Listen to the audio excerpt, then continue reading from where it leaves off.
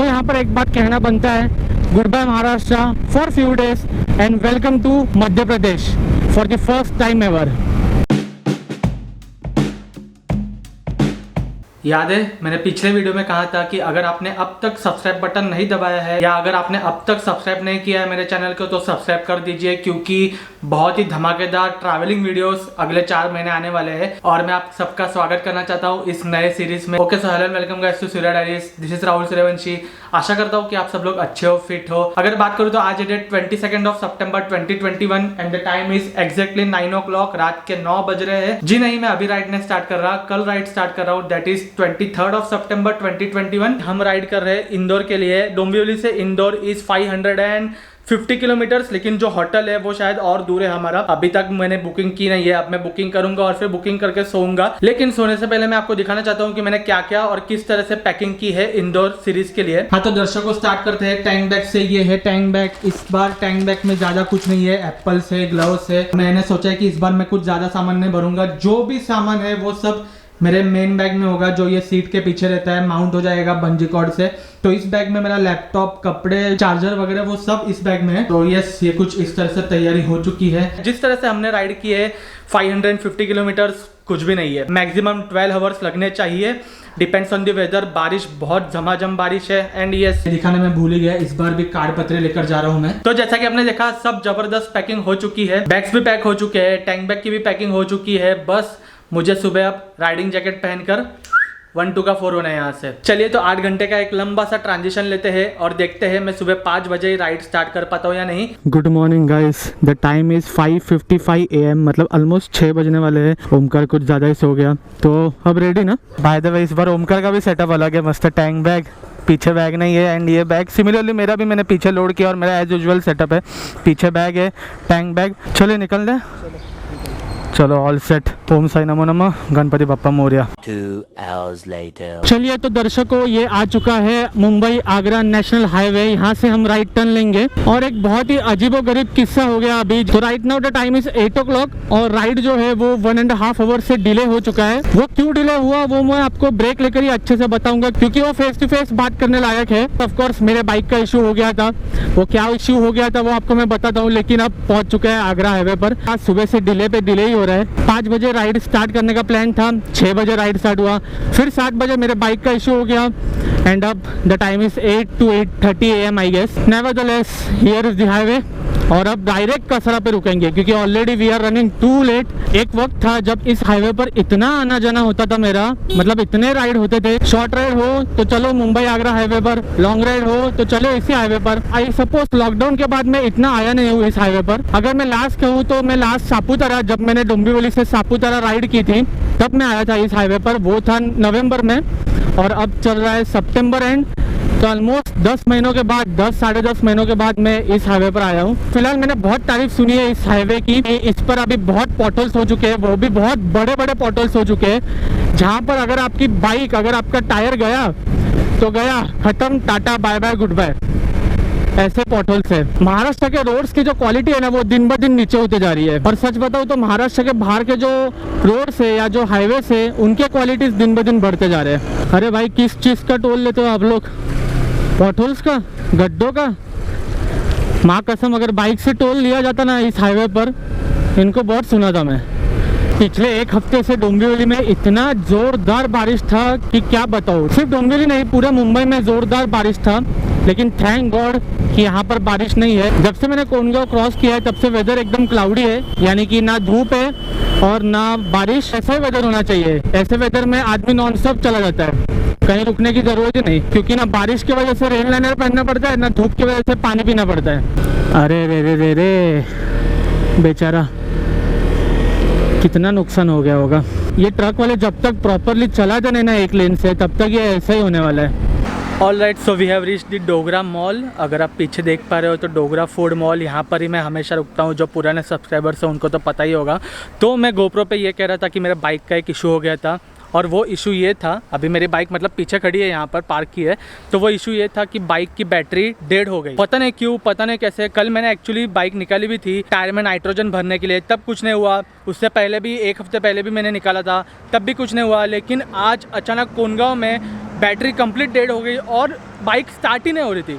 मतलब स्टार्ट कर रहा हूँ, कुछ भी कर रहा हूँ, बाइक कंप्लीट रिस्पॉन्स ही नहीं दे रही थी। और जो बैटरी का इंडिकेटर होता है वो ब्लिंक करने लगा निंजा में। तो फिर मैं समझ गया कि बॉस बैटरी का इशू है। तो 1.5 आवर्स हमें रुकना पड़ा एंड एक मैकेनिक आया, उसने नई बैटरी लगा के दी और फिर राइड कंटिन्यू हुई। तो ये एक छोटा मोटा सा किस्सा हो गया। और अब अगर मैं कहूँ तो right now the time is 9:45 AM और आप पीछे देख सकते हो तो वो कसारा घाट स्टार्ट होगा। और मेरे पीछे सीनरी देखिए, क्या क्लाउडी वेदर है। इधर धूप है लेकिन घाट में पक्का बारिश हो रही होगी। तो डोगरा में रुककर कुछ तो खा लेता हूँ फटाफट से और फिर राइड कंटिन्यू करते हैं। Alright, so we had our breakfast. मैंने बटाटा वड़ा लिया एंड ओमकार ने मिसल पाव। अब जैसा कि मैंने कहा कि बैटरी खराब हो गई थी तो क्लॉक भी अच्छे से नहीं दिख रहा है, लेकिन एक बात अच्छी है कि मैंने मेरा स्मार्ट वॉच पहना है तो इन एक्चुअल 10:34 यानी कि 10:30 बज चुके हैं। Welcome to the Kasara ghat, one of the easiest ghat of Maharashtra. अगर घाट इजी है तो यहाँ के लोकल लोगों ने उसे डिफिकल्ट बना दिया है, मतलब डिफिकल्टी लेवल बढ़ा दी है। पूछो कैसे? तो देखिए सामने से अगर आप देख सकते हो तो रॉन्ग वे से कार्स, बाइक, ट्रक और कभी कभी एसटी बसेस आ जाते हैं। ये प्रॉब्लम विहीगांव तक होता है। लोग पूरा घाट घूम के नहीं आते, instead they use this wrong way, यहाँ से आ जाते हैं और फिर ट्रैफिक क्रिएट करते हैं। ट्रैफिक तो भी ठीक है, चलिए ट्रैफिक क्लियर हो जाएगा, लेकिन इससे एक्सीडेंट के भी चांसेस बढ़ते हैं और ये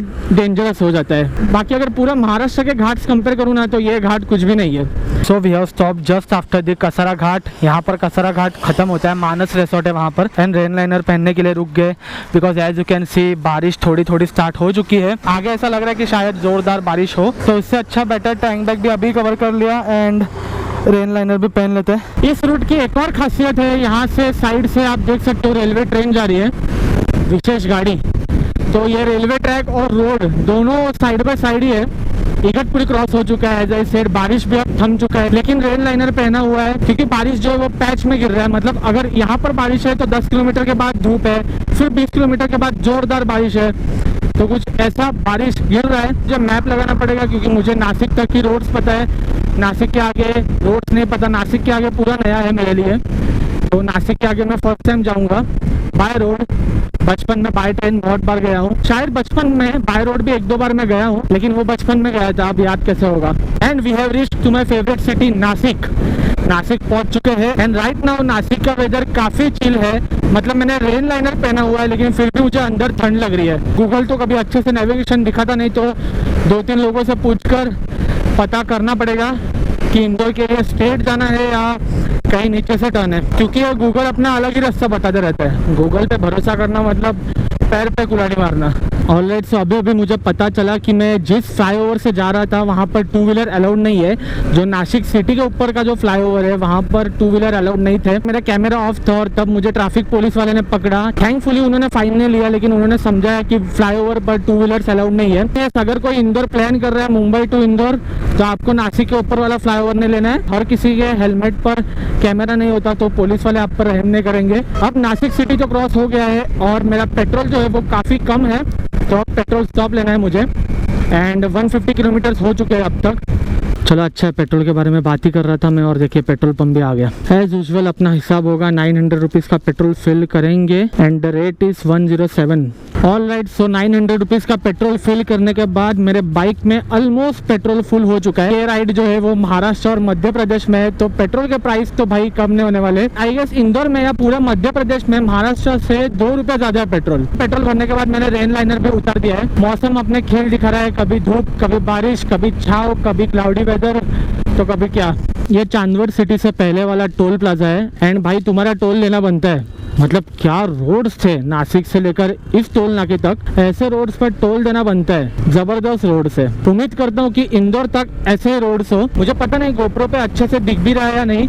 ये पूरा एरिया माउंटेन से कवर्ड है, पूरा यहाँ से लेकर यहाँ तक, मतलब लेफ्ट से राइट पूरा माउंटेन से कवर है। और हम बचपन में पेंटिंग्स बनाते थे ना, माउंटेन्स, फिर क्लाउड्स एंड एकदम ब्लूइश क्लाउड्स, वैसा ही है एग्जैक्टली। मैं एक्चुअली फर्स्ट टाइम आया हूँ इस रूट पर, तो मुझे पता नहीं था कि इतना खूबसूरत सीनरी है यहाँ पर। जो दूर पहाड़ था वहाँ पर पहुँच चुका हूँ अब असली में आसपास पहाड़ी पहाड़ है और पहाड़ों के बीच से हमें गुजरना है। Ghat section starts here. So as per the board और एक घाट है यहाँ पर। यह कौन सा घाट है, घाट का नाम क्या है पता नहीं, बट इतने माउंटेन्स देखकर मुझे पता चल गया था कि घाट आने ही वाला है। अपन नॉन स्टॉप करे जा रहे हैं, नॉन स्टॉप। पेट्रोल भरने के बाद से रुका ही नहीं हूँ। अगर हो सके तो धुएं तक नॉन स्टॉप खींच देना है। समझ नहीं रहा रोड पे फोकस करूँ या मेरे राइट और लेफ्ट साइड के सीनरी पे फोकस करूँ, बड़ी दुविधा है। ये क्या है, मैं कौन से रूट पर आया हूँ? इतना कमाल का रूट मुझे किसी ने बताया क्यों नहीं? कितना कमाल का रूट है ये। अरे मेरे भाई साहब, मैंने आज कितनी बार कमाल बोला होगा ये मुझे भी नहीं पता। एक चीज जो अब तक मैंने इस रूट पर ऑब्जर्व की वो ये है कि नासिक के बाद रोड्स एकदम अच्छे हैं, एकदम प्लेन और एकदम स्मूथ है, लेकिन अचानक से स्पीड ब्रेकर आ जाएंगे और वो भी जो 3 सेट वाले स्पीड ब्रेकर होते हैं वो आते हैं। मतलब आप एकदम अच्छे से मस्त राइड करोगे, गाना गुनगुनाते हुए, गाना सुनते हुए कार में, और अचानक से 3 स्पीड ब्रेकर का सेट आ जाएगा। ये मेरे साथ 4 बार हुआ, इसलिए मैं आपको बता रहा हूँ। स्पीड ब्रेकर को कलर भी नहीं किए हुए तो इसलिए पता भी नहीं चल रहा, लेकिन अच्छा है कि स्पीड ब्रेकर जो है वो ज्यादा बड़े नहीं है जिससे टायर के रिम बैंड हो या कुछ हो। So let the time is 3 o'clock and we had our lunch over hotel Gaurav, veg and non-veg। इतना भी खास नहीं था। Well we had veg Kolhapuri and butter roti. अब क्या करें, दोनों को भूख लग गई थी और बारिश जो है वो इतनी तेज बारिश थी, मतलब क्या ही कहे। तो जो होटल दिख गया वहाँ पर रुक गया और वहाँ पर खाना खा लिया। चले तो यहाँ पर कुछ तो 30 मिनट्स हम लोग थे एंड अब राइड वापस स्टार्ट करने का समय आ चुका है।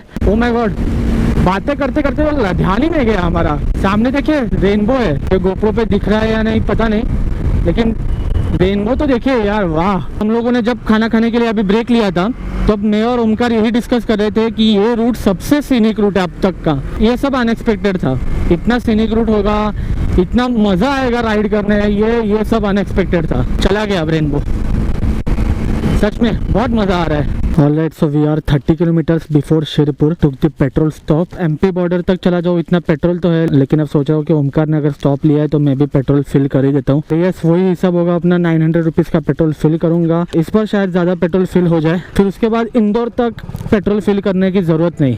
लीजिए, तो मैं पहुंच चुका हूँ महाराष्ट्र MP बॉर्डर धुले हाईवे टोल प्लाजा पर। यह महाराष्ट्र का आखिरी टोल प्लाजा है। इसके बाद शिरपुर आएगा और उसके थोड़े किलोमीटर्स के बाद MP स्टार्ट हो जाएगा। पता है, मैंने घर पर कल सोचा था कि चलो इस राइड में विंड ब्लास्ट नहीं होगा, अच्छे से राइड हो जाएगी, लेकिन ये राइड तो जैसलमेर की याद दिला रहा है मुझे। लिटरली सेम विंड ब्लास्ट है, उतनी विंड ब्लास्ट। एनीवेज, ये हम आ चुके हैं शिरपुर। जो नीचे से आप देख रहे हो वो है शिरपुर सिटी। एग्जैक्टली टोल नाके के 3-4 किलोमीटर के बाद शिरपुर आ जाता है। अरे भैया, ये एसटी वालों से बचकर चलाना पड़ता है, इनका कोई भरोसा नहीं। सो दर्शकों, that is the check point for Madhya Pradesh and यहाँ पर महाराष्ट्र होता है खत्म। सो यहाँ पर एक बात कहना बनता है, good bye Maharashtra for few days and welcome to Madhya Pradesh for the first time ever. Finally बहुत सालों के बाद आज मध्य प्रदेश एंटर करने का मौका मिला है। बहुत सालों से मैं प्लान कर रहा था कि मुझे इंदौर घूमना है। टू बी ऑनेस्ट, 2018 में प्लान बनाया था, कैंसिल हो गया। 19 में बनाया था, कैंसिल हो गया। फिर लॉकडाउन हुआ 2020 में और फाइनली 2021 में, दैट इज 4 साल के बाद इंदौर का एक सक्सेसफुल प्लान बना और 4 साल के बाद मध्य प्रदेश में आने का मौका मिला। नाउ लेट्स सी कि मध्य प्रदेश का एक्सपीरियंस कैसा रहता है। अगले 3 दिन हम इंदौर और इंदौर के आसपास की जगह घूमने वाले हैं। So let's hope for the best कि मध्य प्रदेश का जो एक्सपीरियंस है वो भी कमाल का रहे। फिलहाल कहूँ तो रोड, सीनरी, व्यूज, इन सब के मामले में मध्य प्रदेश तो अभी से बहुत कमाल का दिख रहा है। देखिए वहाँ पर जोरदार बारिश है। So it's time for the sunset. Sun का तो कोई नामो निशान नहीं है, अता पता नहीं है। एक्चुअली बारिश हो रही है, क्लाउड भी नहीं कह सकता। And Indore is more 140 kilometre from here. अबे ये इंदौर के रास्ते में कितने टोल प्लाजा आते हैं। जैसे कोल्हापुर, मुंबई टू कोल्हापुर बहुत सारे टोल प्लाजा है, वैसे ही इंदौर के रास्ते में भी बहुत सारे टोल प्लाजा आते हैं। गोप्रो में अब भी थोड़ी सी जान बची है तो सोचा ब्लॉग कर लूँ। अभी जस्ट मैंने नर्मदा रिवर क्रॉस किया। इंदौर से 90 किलोमीटर पहले नर्मदा रिवर आता है और क्या कमाल का था वो व्यू। ऑब्वियसली मैं दिखा नहीं पाता अंधेरे की वजह से। मैंने कितने मूसलाधार बारिश में राइड की ना, वो मैं आपको रूम में ही जाके बताता हूँ। बारिश का पानी ऐसे ऐसे जगहों पर गया है ना कि क्या बताऊँ, इसलिए रूम पर जल्दी से पहुँचना है बस। एंड फाइनली रूम पर आ गए। जो लास्ट आपने फुटेज देखा वो एकदम बेस्ट था। जैसे ही हम इंदौर टच हुए और जो मूसलाधार बारिश स्टार्ट हुई, मैं बता नहीं सकता। सब कुछ भीग गया। ऐसे ऐसे जगह पर पानी चला गया कि मैं आपको क्या बताऊं कैसे जगह पर पानी चला गया। कुछ फायदा नहीं हुआ। यस, राइडिंग जैकेट का जो रेन लाइनर है वो अच्छा था, लेकिन जो पैंट है वो मैंने लोकल एरिया से परचेस किया था तो वो इतना इफेक्टिव नहीं था। तो पैंट में पानी घुस गया सब जगह, सॉक्स, शूज, सब जगह आप सब सुखाने रखा है। मैं आपको अच्छे से रूम दिखा नहीं सकता, लेकिन फिर भी अगर ऊपर से रूम दिखाऊं। So as you can see TV है एंड फ्रिज है रूम में। वहाँ सोफ़ा है एंड वार्डरोब। हाय ओमकर। तो ये वार्डरोब है एंड कुछ इस तरह का बेड है। सो ऑल एंड ऑल एक अच्छा रूम मिल गया। होटल का नाम है पृथ्वीराज होटल। हम लोगों ने ऑनलाइन ही बुक कर लिया था, तो 5000 रुपीज़ में हम लोगों को मिला। एंड अब मैं ये वीडियो कैसे बना रहा हूँ ये मुझे ही पता है, क्योंकि अब जमकर भूख लगी है, खाना भी ऑर्डर करना है। आप सोचते हैं कि खाना नीचे जाकर खाए या रूम पर लेकर आए और खाए, मैं बात करने के भी हालत में नहीं। इतने बारिश में मैंने बहुत कम राइड किए हैं। थानू की एक राइड थी, सेम ऐसे ही थी, पूरी बारिश में राइड की थी। खोपोली की एक राइड थी जो मैंने मेरे दोस्त के साथ की थी, अजय के साथ। एंड ये थर्ड राइड, ये तीसरी राइड है जो इतनी मूसलाधार बारिश में मैंने की है। और मैं हर राइड के बाद बोलता हूँ कि मैं बारिश में राइड नहीं करूँगा, लेकिन राइड करना पड़ता है। अगर आपको दिखाऊं तो ये बैग यहाँ पर है और मेरा सब सामान आप देख सकते हो। मेरा riding jacket, tank bag, jeans, सब कुछ सुखाने रखा है। तो आई होप कि कल का जो एक्सप्लोरेशन वीडियो होगा वो तो ढंग से बन पाए। बारिश कम होगी तो अच्छा है, तो ज़्यादा एक्सप्लोर कर पाएंगे। तो इसलिए इंदौर में 3 दिनों का प्लान है। मतलब आज हम आए हैं, टिल 26 तक हम इंदौर में है। अभी पहले वीडियो में बता दिया कि 26 सितंबर तक इंदौर में है हम लोग। देखते हैं अब कैसे कैसे एक्सप्लोर करते हैं। वेदर पे डिपेंड करता है, बारिश पे डिपेंड करता है। अगर मेरे साथ बात करूँ तो ओमकार, तेरी राइड कैसे थी? भाई बढ़िया थी, एकदम बढ़िया थी ना? बढ़िया थी। बारिश बहुत बेकार। अरे बहुत बेकार बारिश, दोनों की हालत हो गया एक्चुअली बारिश में। एंड बाइक मस्त है ना? बाइक मस्त। एक्चुअली 550 किलोमीटर्स की राइड थी अब तक की, हमारी सबसे शॉर्टेस्ट राइड इस साल की आप कह सकते हो। लेकिन सबसे ज़्यादा हाल इसी राइड में हुए। बारिश ने हालत ख़राब कर दी हमारी। I think I should and my video over here guys. I hope आपको आज का वीडियो ज़रूर पसंद आया होगा। मैंने बहुत एफर्ट डाला है आज के वीडियो में, पहली बार ऐसा मैं कह रहा हूँ, समझ सकते हो आप लोग। सो बस इस नोट पे मैं एंड करता हूँ वीडियो।